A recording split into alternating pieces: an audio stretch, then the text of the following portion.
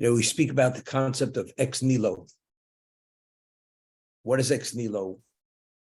In the term in the Hebrew, which is stated in the earlier commentators, existence is referred to as yesh mi'ayin. Yesh in Hebrew means something from nothing. God created pre-existence, nothing existed. And from nothing, he created something. What does that mean? How did he create something from nothing? There are two expressions, two terms in Hebrew. One term in Hebrew is bria. Bria means creation. The other term is yitzira. It's called formation. There's creation, formation. What is creation? Meaning God created, the way we speak of creation, creativity. I'll give you an example to relate to it at a very slight degree. A person has a creative mind. Before the thought comes to mind of whatever that creative concept may be, it didn't exist. It didn't exist. And all of a sudden, something comes into your mind,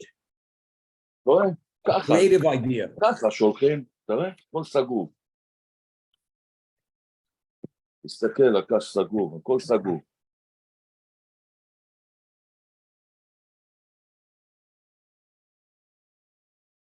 So what, before that creative thought came to your mind, what pre-existed that thought? So you would say there's certain things that exist within the subconscious of a person, and all of a sudden it comes to the surface. When we're born, our minds are blank, but the mind is like a minesweeper. Just accumulates information, and we don't even realize how much is being accumulated. And all of a sudden, at certain points, due to the mind of a person, what it's endowed with, the creative concept emerges, evolves. So it didn't evolve from nothing. It evolved because there's so many things that preceded the creative thought when it came to the surface. That's what I said. It's only, at best, a slight similarity, a semblance of what creation is. But even that, two people are creative. They have a different type of creativity. One person's creative in this way, another person's creative differently. It's a different creativity. But where does that emanate from? It emanates that a person is endowed with a certain potential and a certain purpose. And because of that potential and purpose, you're endowed with certain innate abilities that if you apply yourself, things start crystallizing. Different things start coalescing and coming together. And that activates the thought. And the creativity is actually put forth. That's creativity. And now that you have the thought of creativity, now you actualize it by doing many things. You reflect on it longer to perfect that creative thought. And eventually, you actualize it by taking it from the thought process to the actualization process, by putting it into real time. But where did it start from? It started from nowhere. It just came out of nowhere. That's the concept of ex nihilo. But of course, it's much more than that. Ex nihilo means there was nothing that has any relevance to what happens until it happens. Now, what preceded existence? We have no idea what preceded existence. You're not even permitted to go there. What preceded existence is only God himself. What is God? God is an infinite being. There's no beginning, there's no end. God willed there should be a concept, that even the concept that was the beginning of, it precedes the one-cell animal. It's a concept that it's an energy. He created that energy. But where did the energy begin? It did not precede, it didn't pre-exist. It's because he willed that energy. But where did the energy emanate from? It emanated from his will. But before he had the will to release that energy, what existed? Only God. God is not that energy. God is not anything specific. God is everything. He's the totality. He's infinite. So to understand how that energy, what preceded it, you have to understand who God is. You cannot fathom what God is because God is infinite.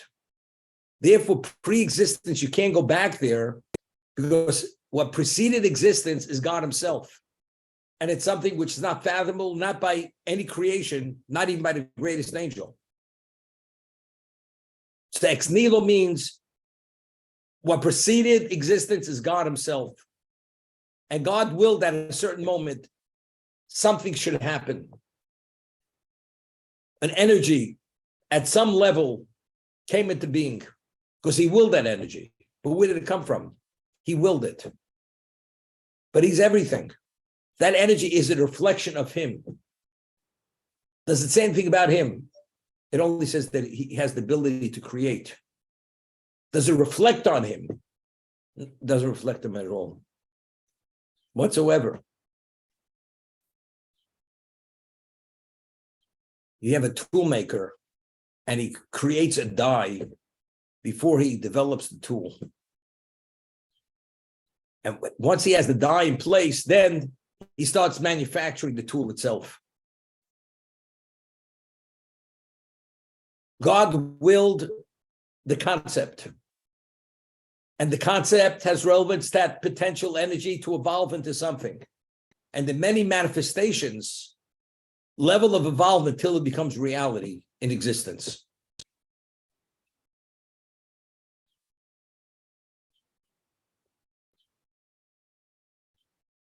And there's an order. There's an order in creation.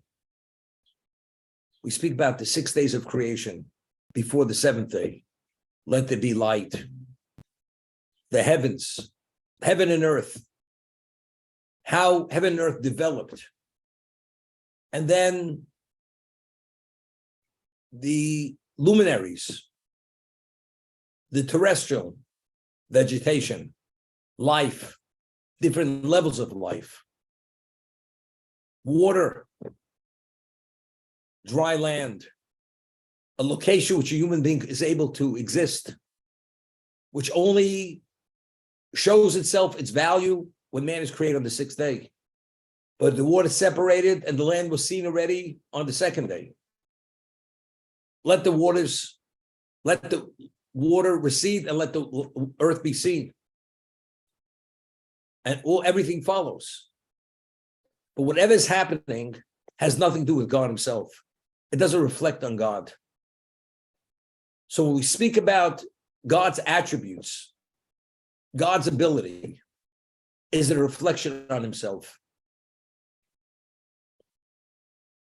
Give you an example. You measure a person's IQ, intelligence.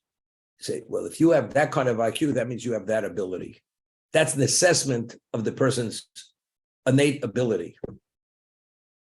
If God created this world, and usually IQ means it tells you to what degree. What about beyond that degree? What about if I start based on what you accomplished? You say to be that, you have to have a certain type of IQ to be able to bring that about. But the person's IQ surpasses that endless times over. Give you an example. Person is a chef, makes a type of food and the There's no taste like that taste. It's visual. It's form. Magnificent. What does that say? Is that person's capacity, or he has even a greater capacity? He could have endlessly greater capacity. But as a chef, that's what the chef, and when the chef cooks, he cooks what kind of cuisine? What type of food? On the person who he's preparing that food for. But the chef may be an astrophysicist. He may be beyond. He may be the equivalent of Aristotle, which is much more than this. This may be a hobby. So the action itself, why did the person do what he did? It's for a purpose. Whenever we talk about purpose, it doesn't reflect on the one who created or brought that about. It doesn't reflect on the one who brought that about. And he keeps reiterating this.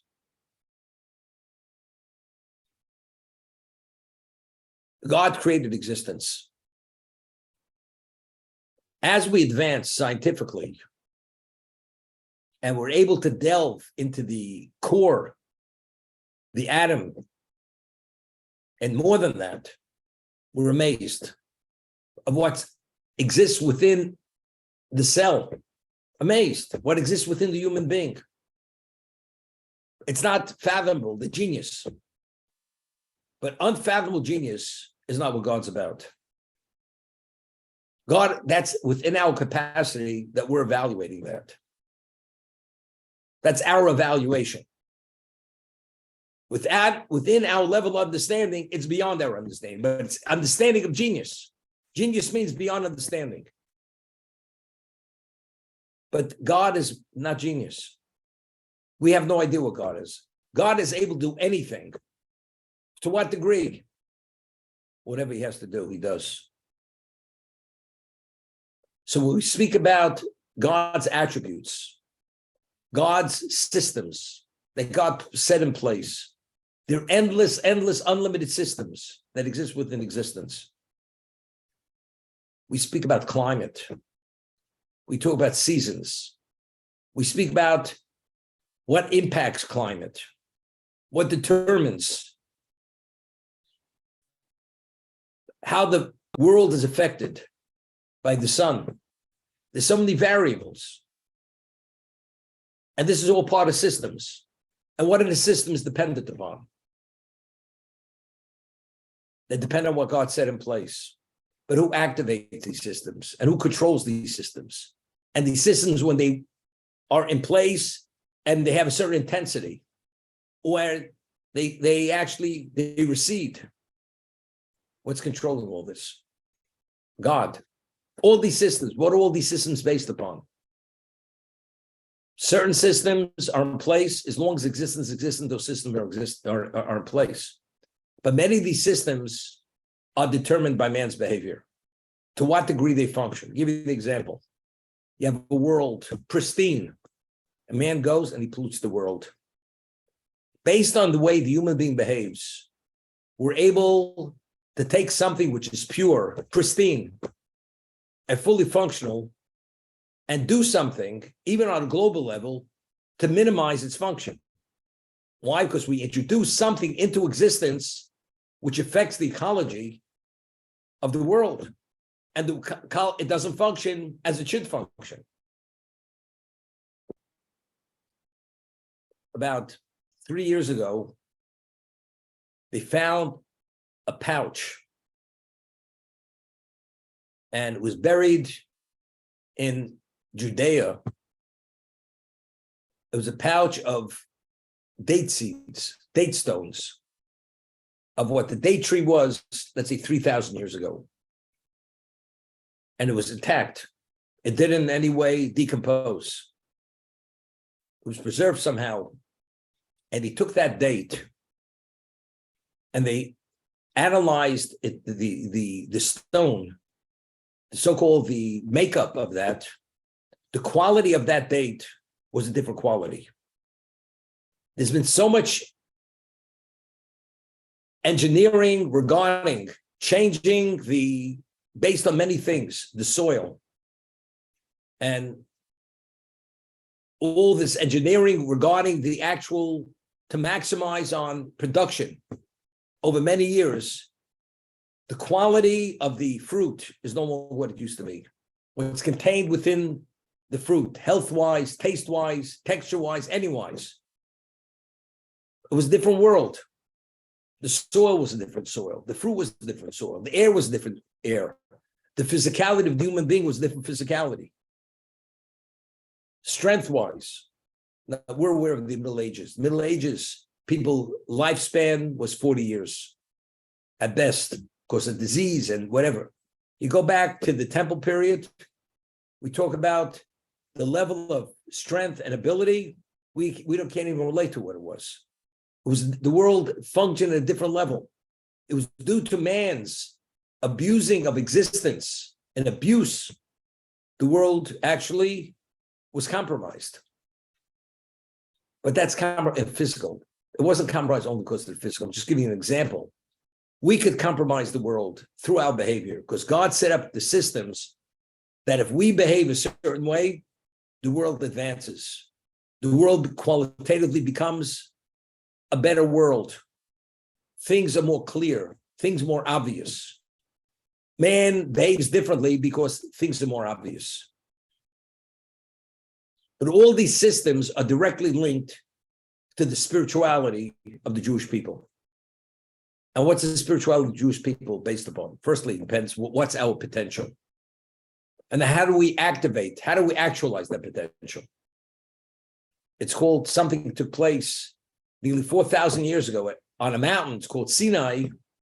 God gave his script, his prescription of life, positive and negative commandments, which have multiple levels of understanding and study and analysis. And when you engage in that process, this activates and touches upon something which has no realms to this existence. It's called our soul, which is part of eternity. And if you activate and you touch and develop that, and you utilize the physical world for what it was meant to be used for, you enrich the world. The world becomes enriched, it regenerates at even a more advanced level. I always give the example, person starts a fund, and this person is known to was a rainmaker in the past. And people are breaking this person's door down. They want to give him this money. The money raises $100 million capital, and everybody is excited how much the potential of this person, what he's going to produce for them. 6 months after giving the money, one of the main investors calls up. He says, so how's the fund doing? He says, past 6 months, I've been decorating my office. I've been doing research. I haven't even begun investing yet. And also I had to travel around the world. I had to take a vacation. I had to this. He says, how much of the capital has been already depleted? He says about 20%. Okay, waits another few months. What's happening? Had to buy office equipment. How much of the capital has gone there? Another 10%. Calls up a few months later. Well, I had to hire a staff. We're down to 50% of the capital, the original capital. Person says, it sounds to me that you're doing your thing, not my thing. I'll cut my losses. I want my money back. God says, I created a world. There's unlimited funding that this project should succeed. Now it's up to you how to use that capital. To use the capital to achieve and address the potential, what it's meant to achieve, or do you misappropriate the capital? And you work on your project than my project. God says, I have my agenda. My agenda is you should perfect yourself. You should address the needs of your soul, which goes and happens only through the positive and negative commandments. And you're dedicated to that. Of course, you have a right to relax and vacation, but it's all within the context of what's permitted and what's not permitted. And if you abide by the program, the world keeps advancing and it's unlimited, the bounty which God provides for this existence. If not, everything starts failing. because God withdraws his capital.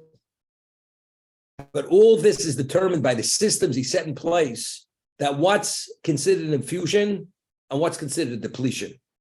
That's what these systems are. And the sophistication of these systems are so sensitive to nuances of many things. The only one could understand how all this operates is only God himself. Yesterday, when I spoke about, you have over 8 billion people in this world. Why do you have so many numbers? At one time, there weren't so many numbers.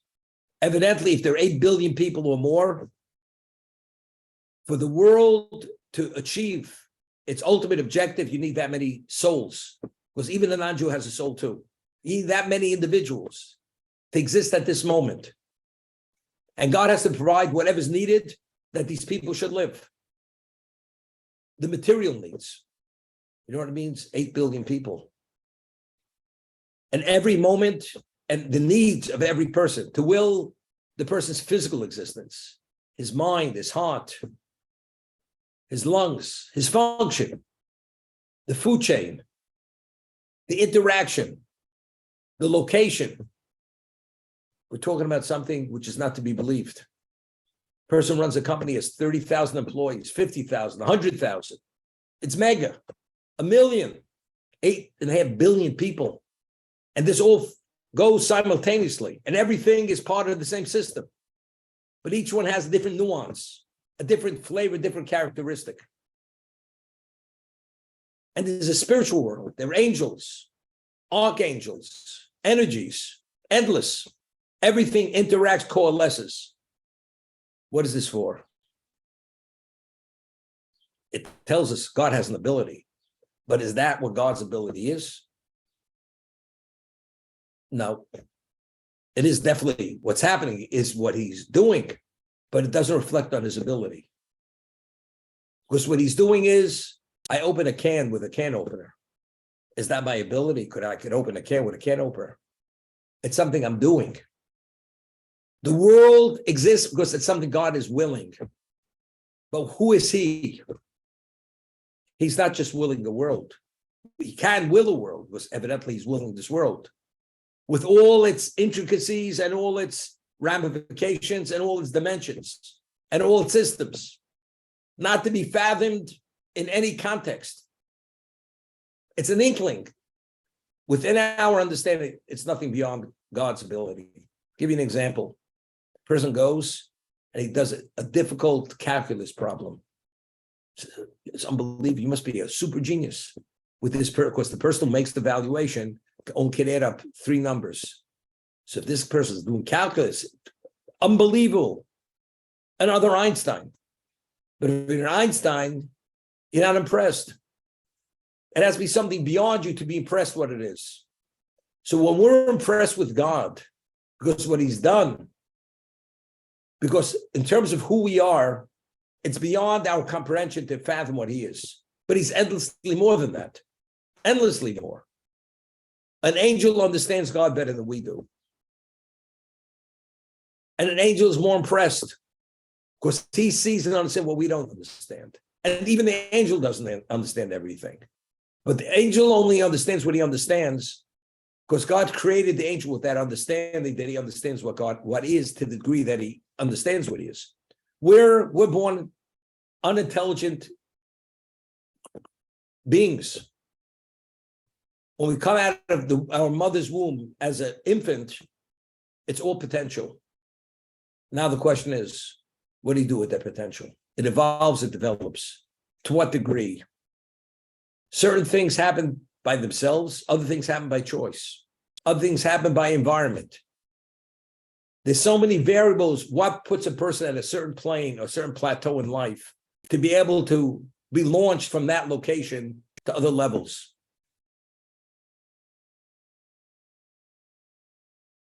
Person's born in a cave and he can never get out of that cave. His potential is limited to what he could do in that cave. But a person can get out of that cave and see the world, and he has the whole world available to him, and the person has a potential, a capability, it's far greater than being limited in that cave for the rest of his life. But wherever we find ourselves, It's because God put us there. Very often, to make the choices we have to make, because each of us has a mission to bring about a level of perfection, which is the objective of creation.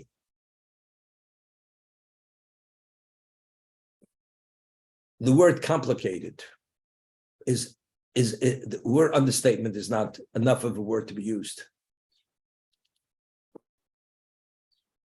But this is all God's plan.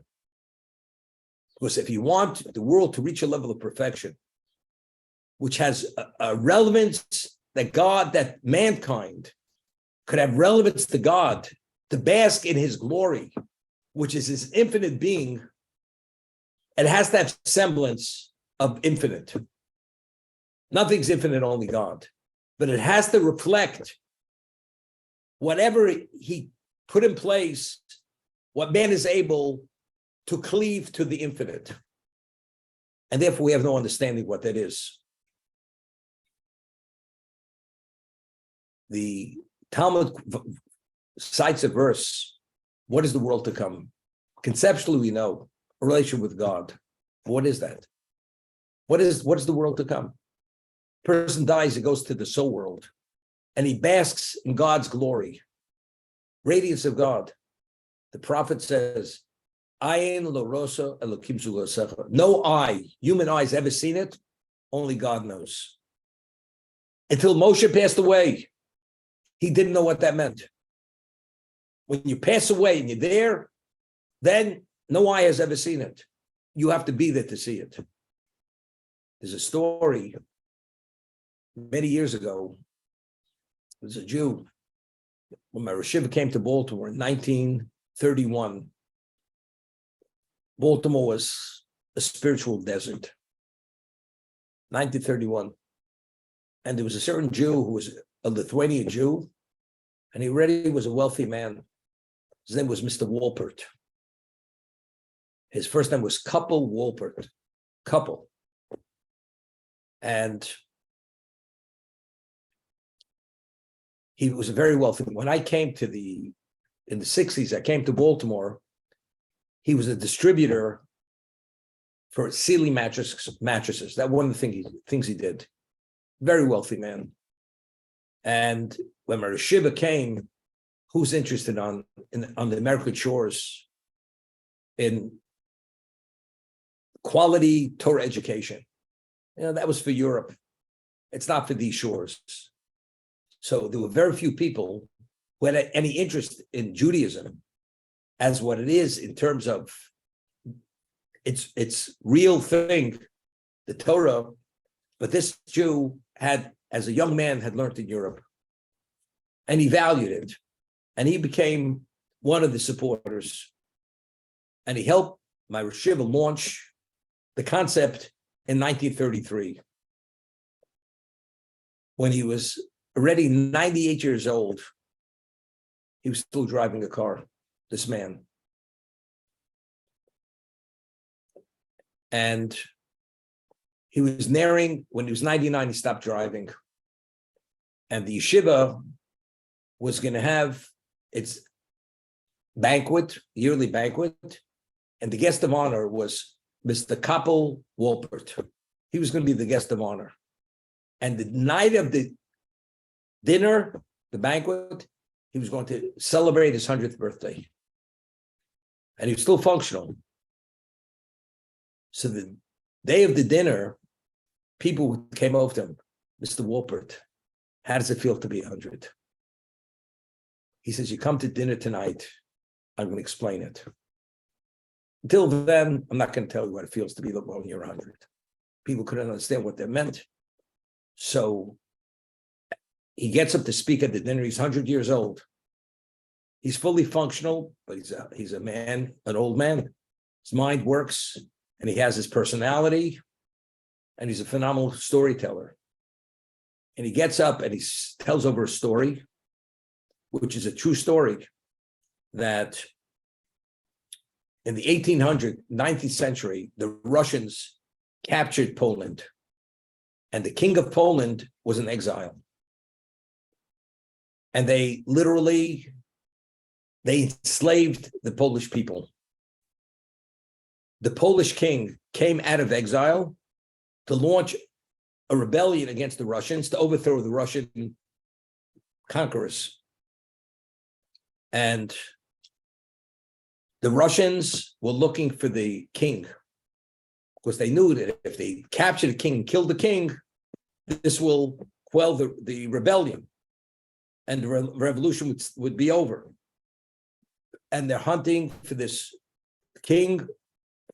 They're leaving no stone unturned. All of a sudden, the king runs into a Jewish home and he says, you have to hide me. Because if they find me, they're looking through every home, every cellar, every attic. And if they find me, they're going to kill me. You have to hide me. The Jewish man had a family, a wife and children. He says, but if they find you, they're going to kill me. I can't do it. He says, if you don't hide me, I will kill you. You have no choice. You must hide me. He says, where am I going to hide you? They're going to tear the house apart looking for you. It's not within my capacity to hide you. What am I supposed to do? All of a sudden, he has an idea. He takes the king and he puts on a pair of tefillin on him and he puts a talus over his head. And he says, go into the corner there and I'll give you a prayer book. You just stand in the corner and sway. And when they come in looking for you, they'll see a Jewish man wearing phylacteries with a talus, a prayer shawl over his head, over his shoulders. They'll think you're an old Jew praying in the corner. And hopefully they won't notice you. Okay? They come in, they break the door down. They tear apart the house, the furniture. They're looking for the king. And they say to the Jew, do you know where the king? He says, I have no idea. No idea. And then they see this old Jew swing in the corner with a talus and tefillin. And they look at him, and they pay no attention. They run out. And sure enough, this Jew saved the life of the king with this disguise. After they waited a few hours, as they said, when things were safe, the king takes off the talus, takes off the tefillin, and he thanks the Jew. So the Jew says to the king, let me ask you a question. When they came in, the Russians looking for you, how did you feel? What were you experiencing? What level of fear were you experiencing? Didn't answer him. Didn't answer him. After they overthrew the Russians and they drove them out of Poland, there was a celebration, reinstatement of the King of Poland. And who's invited to sit on the dais next to the king? The Jew. The Jew who saved the king. And the king makes an announcement. He says, you see this Jew who saved me? We're taking him to the gallows right now. And everybody will witness how he's going to be hanged. And I personally will put the noose around his neck and pull it, and the floor is going to drop. People couldn't understand it. And he was like shocked. After I put my family in jeopardy and save your life, that's thank you. The music is playing, they're taking him to the gallows, and the king takes the noose. The executioner gives the king the noose, puts it over the Jew's neck, tightens the noose around his neck, puts a hood over his face, and they start the drum beat. So the king says to the Jew, I'll let you one question before we drop the floor. One question. So the Jew says, it doesn't make sense. After all I've done for you, why are you killing me? Is that to thank you? He says, I'll explain it. After the Russians left, you asked me, how did I feel when the Russians were there? I couldn't explain it. Now you know how I felt. Takes the noose off, hugs him, embraces him, and gives him a whatever reward. Unless you're there, you don't understand what it is. So this Mr. Walpett says, until you're 100, you don't know what it means to be 100. It's not explainable. That was the punchline of the story. The prophet says, as much as we understand what God is and the value of the world come eternity, and God is infinite, and be exposed to his presence, and to bask in his radiance. But what is it? The prophet says, no human eye ever saw it. Only God himself knows what it is. You have to be there to know what it is. Until you're there, you have no idea what it is. But all that we do in this existence, all the systems God set in place that respond to the positive, negative commandments and interact at every level based on the nuances and continuously are tweaked, those all were created and set in place for that. But what is that? Until you arrive there, you don't know what that is.